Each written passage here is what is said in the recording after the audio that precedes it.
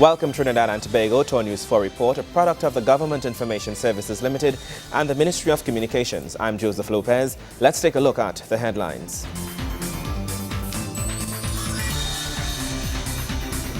The University of the West Indies St. Augustine campus launches its law faculty with Prime Minister Kamla Persad-Bissessar calling for a modernization of the curriculum and the introduction of relevant courses in legal practices. Sangre Chiquito and East Trinidad continues to benefit from new and improved wireless broadband services courtesy TSTT. And Minister of Planning and Sustainable Development addresses the 47th session of the Commission on Population and Development at the UN headquarters. Welcome and thank you for joining us. The Faculty of Law at the University of the West Indies St. Augustine has officially been launched. The development is expected to attract more students to the profession of law while ensuring the expectations of existing students are met. The University of the West Indies St. Augustine has officially launched its latest faculty, the Faculty of Law. On Tuesday, at a special ceremony on the campus of the UWI, insight was given into the journey as well as the prospects that can be derived from the newest faculty. UWI St. Augustine now has 7 faculties which represent the diverse nature of education and even the various areas of study that relate to today's society. According to the Dean of the Faculty of Law, Professor Rosemary Bell-Antoine, the faculty is positioned as a prime player in advancing a regional developmental agenda. The Faculty of Law became functional on August 1, 2012, and Tuesday's symbolic ceremony served to commemorate the founding of the Faculty of Law and its achievements thus far as it looks to a bright future. Prior to 2012, UWI St. Augustine offered only first-year law for nearly 4 decades, according to Pro-Vice Chancellor and Campus Principal Professor Clement Sangat. Very early in my career as principal, in 2008, I realized that there was an overwhelming need to treat with the demand for places by nationals of Trinidad and Tobago for the LLB program. And while I reiterate that the Faculty of Law at the Caveville campus has served us exceptionally well, I wish to point out that the typical enrollment of nationals of Trinidad and Tobago in the LLB program at Caveville hovered around 40 to 50 students a year. These students were taken from a pool that exceeded 1,000, almost nearly all very good applicants. It was something as principal I just could not sit down and pretend that this was not a reality that one had to face. Currently, the faculty has an enrollment of 139 Year 1 students, 86 Year 2, and 99 Year 3 students. President of the Caribbean Court of Justice, the Right Honourable Sir Charles Michael Dennis Byron, believes the establishment of the Faculty of Law augurs well for the future of the legal profession in the region. The important role played by lawyers in society cannot be overstated.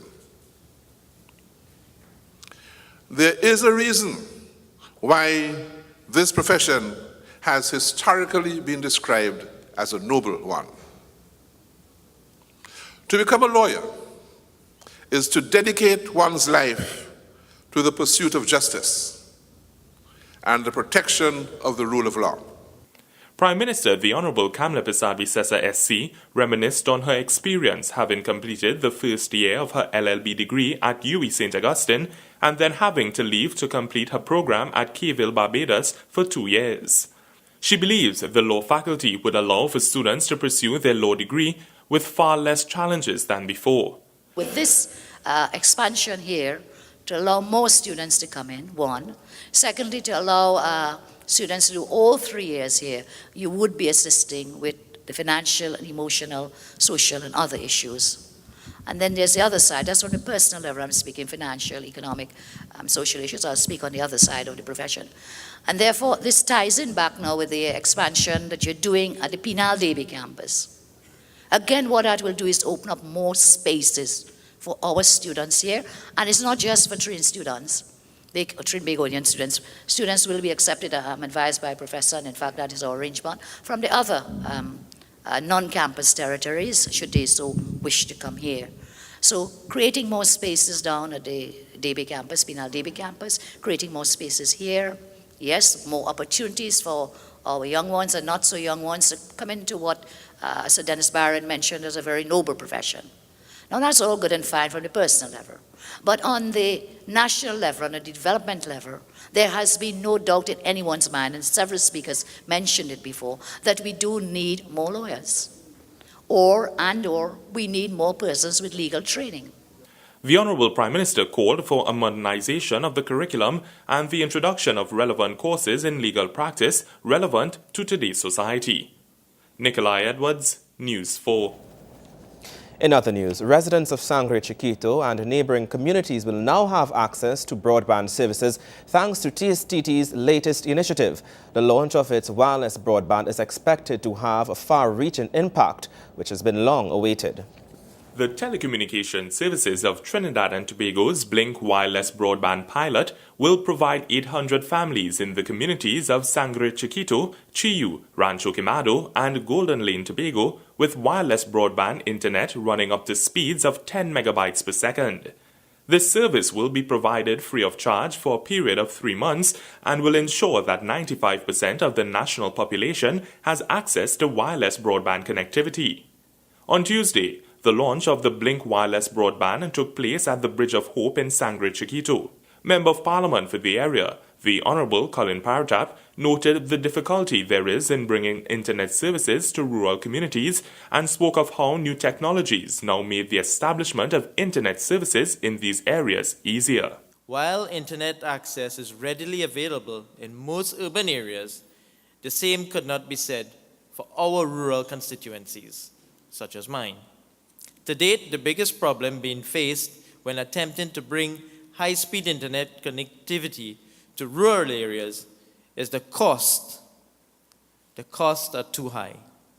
The secluded locations of many of these rural communities meant that miles of lines could have been laid along unpopulated areas so as to reach populated ones. Because of this, children of the rural communities were placed at a great disadvantage. Ladies and gentlemen, this problem can now be solved with the implementation of the LTE technology. This technology enables us to attain greater bandwidth, thereby eliminating the need for miles of cables and providing a feasible high-speed internet solution for people of rural communities. Acting CEO of TSET, George Hill, said Blink Wireless Broadband is being powered by technologies that are currently being rolled out globally as the next generation of wireless broadband access. He noted that Blink is keeping its promise to ensure that the citizens of Trinidad and Tobago have access to the most modern communication technology available anywhere in the world. This service, wireless broadband, powered by Huawei Long-Term Evolution, LTE technology, is an upgrade from the very popular WiMAX-based service TSTT also pioneered several years ago. It means, therefore, that we shall be able to offer customers data speeds that are faster than what is currently offered via the WiMAX network.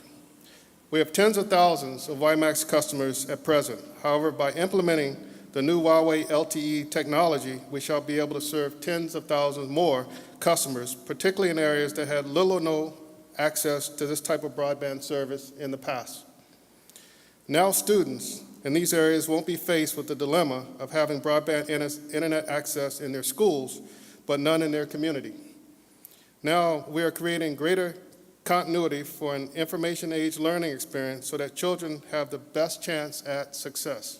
He said the national community stands to benefit as Blink seeks to leave no community behind in the march towards making Trinidad and Tobago one of the best connected countries in the Caribbean. Minister of Public Utilities, the Honourable Nizam Baksh, noted the importance of wireless connectivity and citizens' access to it. The vision of my government is to expand ICT to build an e-ready society in support of education for all, a modern communication infrastructure, and economic diversification, especially in terms of increasing our competitiveness on the world stage. The Honourable Minister commended TSET for its leadership in the ICT sector while urging the state agency on to even greater heights of success and service. Nikolai Edwards, News 4. This is TV4 News. We take a short break. Stay with us.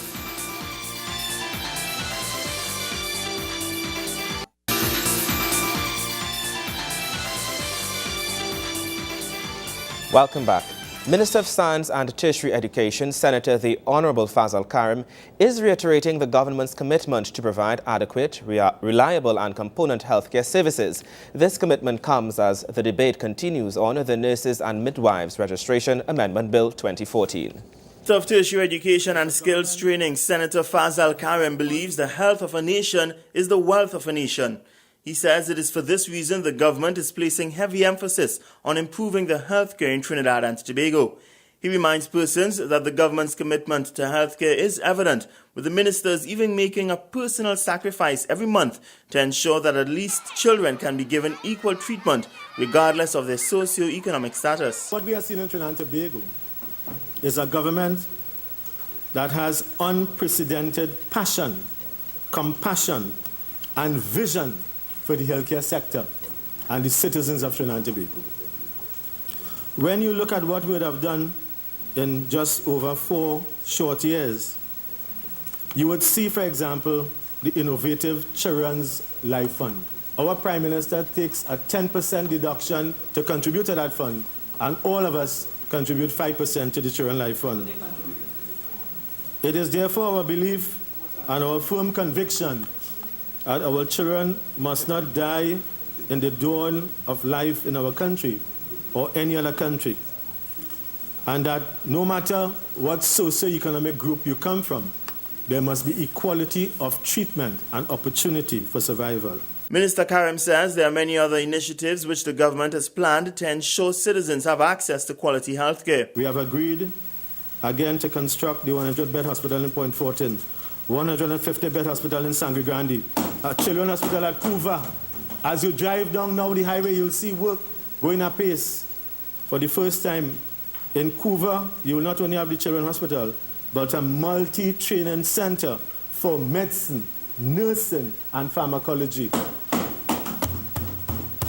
The Arima Hospital, the Penal Hospital. The Tertiary Education Minister says the government also has a plan to increase the human resources available in the field of nursing. We have agreed as a cabinet, as a team, and I'm sure Dr. Wheeler will be happy to hear this, that at every hospital that we are going to be constructing, we want to agree that there must be teaching and learning facilities at those hospitals. That is how we're going to build the capacity. Gregory McBurney, News 4. Senator the Honourable Bohindradat Tiwari, Minister of Planning and Sustainable Development, has detailed some of the strides made by the government of the Republic of Trinidad and Tobago with regards to the United Nations Programme of Action while addressing the 47th session of the Commission on Population and Development at the UN headquarters in New York City. Dr. the Honourable Bohindradat Tiwari, Minister of Planning and Sustainable Development, headed Trinidad and Tobago's delegation to the 47th session of the Commission on Population and Development at the United Nations in New York City. The delegation comprised of Dr. the Honourable Tim Gopi Singh, Minister of Education, and officials of the Permanent Mission of Trinidad and Tobago to the United Nations. The Commission's mandate is to monitor, review, and assess the implementation of the Programme of Action of the International Conference on Population and Development. Some of the core principles include the right to development and the central role of the human person to development, gender equality and the empowerment of women, sustainable development as a means to ensure human well-being, the eradication of poverty and universal access to healthcare services. While addressing the Assembly during general debate, Minister Tiwari enumerated some of the strides made by the government of the Republic of Trinidad and Tobago in implementing the Programme of Action, as member states are required to implement the Programme of Action consistent with their national laws and development priorities. The minister emphasized that the eradication of poverty and hunger has been a major objective of the government as part of the 7 pillars for the sustainable economic and social development of the country. He indicated that the provision of jobs was an important tool in tackling the incidence of poverty, and since its assumption to office in 2010, the government has put measures in place which resulted in the reduction in unemployment, which now stands at 3.7%. Minister Tiwari also highlighted that Trinidad and Tobago had achieved and surpassed the Millennium Development Goals MDG target of universal primary education and has also achieved universal secondary education. He elaborated further that the government was on its way to achieving the goal of 60% tertiary education. Felicia Wilson-Mon, News 4. Sport news when we return. Stay with us.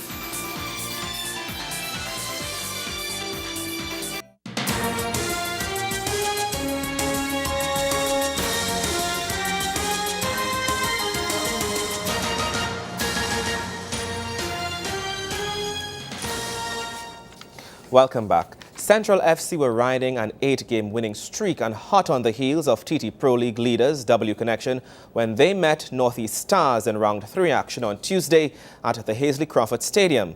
And it was a cracker. Wayne Cunningham has the highlights. Central FC made full use of the January transfer window and acquired some big names to boost their title run in the TT Pro League. Since the signing of Atula Guerra, Willis Plaza, Leston Paul and Sean De Silva, the Sharks have been unbeatable. On Tuesday night, football returned to the Hazley Crawford Stadium in Port of Spain, and Central FC took on Northeast Stars, hoping for a win which will take them within 4 points of leaders W Connection. Northeast Stars did not care about these lofty aspirations and opened the scoring in the 5th minute.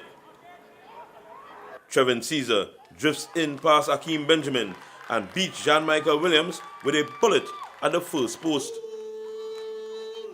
The deadly trio of Guerra, Plaza and Marvin Oliver combined to orchestrate a response, but a shot from Plaza was wide.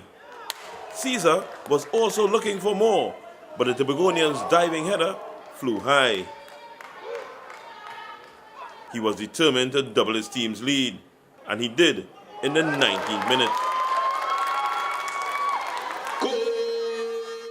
Jean-Michael was guarding his first post well on this occasion, but Caesar went last post, 2-0 the halftime score. 8 minutes into the second half, Central got a lifeline after referee Rodvin Harris points to the penalty mark following a grabbing foul on Jason McCarno by Glenton Wolf. Guerra easily beats Cleon John to make it 2-1.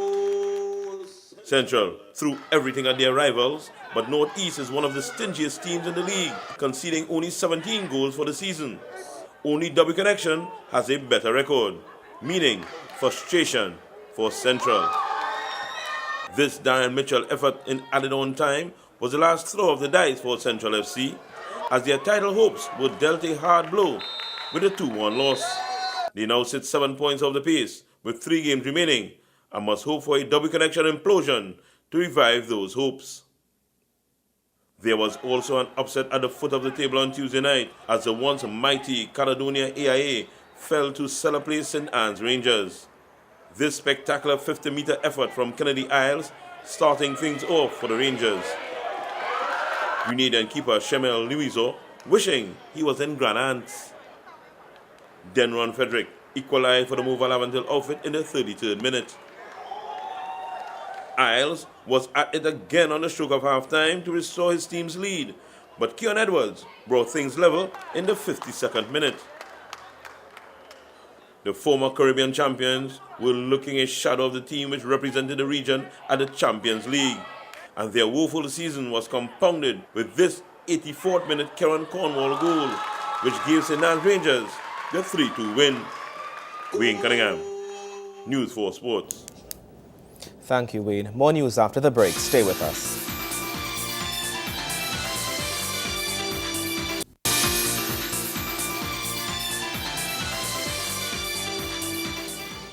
Thank you for staying with us. The visually impaired national cricket team came up against the Police Youth Club in a friendly game of cricket at the Shell Recreation Ground in Rio Claro.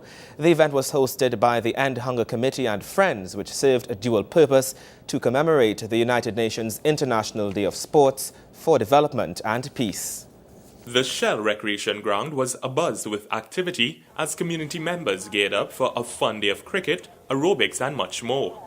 An organizer of the End Hunger Committee says they have been partnering with the coaching school in Rio Claro to make this event a reality. The Blind Welfare Association participated in many games, including cricket, facing opponents such as the Rio Claro Coaching School and the Police Youth Group, all in the name of fun. They proved that being visually impaired was not a deterrent and set a high standard at the end of the match. Rio Claro is a rural community, and I think that we are a socially staffed community, so we try as much as possible to bring high-profile social events to the community. So far, the End Hunger Committee, we have hosted 9 international events in the community. We have done the Walk Against Global Hunger, the International Stand-Up Campaign, the Rio Plus 20 Summit of the Environment, and the International Youth Day. Mr. Ramdal Chandilal says these events hosted by the End Hunger Committee were very successful in previous years and mobilized over 45,000 persons. He adds these events are new in the community but help to motivate persons in the community and by extension the country. To see people who are blind and or visually impaired, and they still have the capacity to function. So it's motivating for a lot of people. Minister Winston Peters, who attended the event, hailed it a tremendous success. He adds that it is good for development and believes that it is something that should be encouraged and supported. When you look around here today, you would see that it bring out so many people from the community, the differently able, the able-bodied people, and it has a kind of camaraderie, a kind of community building spirit, and that is what we need in the country. The minister said infrastructural works will be done on the grounds in addition to the installation of lights. This, he says, will create a safer environment for persons wishing to use the facilities at night and will promote healthy lifestyles. Because a healthy lifestyle is what the country needs. A healthy lifestyle today would save our country tomorrow from all the expenses of sickness and diseases and indiscipline and a lot of things when we teach our children now. So all these ground, and this ground is one of the ground that's going to be developed in the next couple of weeks. The event is also commemorating a very significant day, the International Day for the Development of Sports and Promotion of Peace. Nikolai Edwards, News 4. And that's how we wrap up this edition of our News 4 Report, a product of the Government Information Services Limited and the Ministry of Communications. Remember, you can view a repeat of our newscast weekdays at 6 a.m. and feel free to visit our Facebook page at www.facebook.com/OurTV4. I am Joseph Lopez. Thank you for joining us.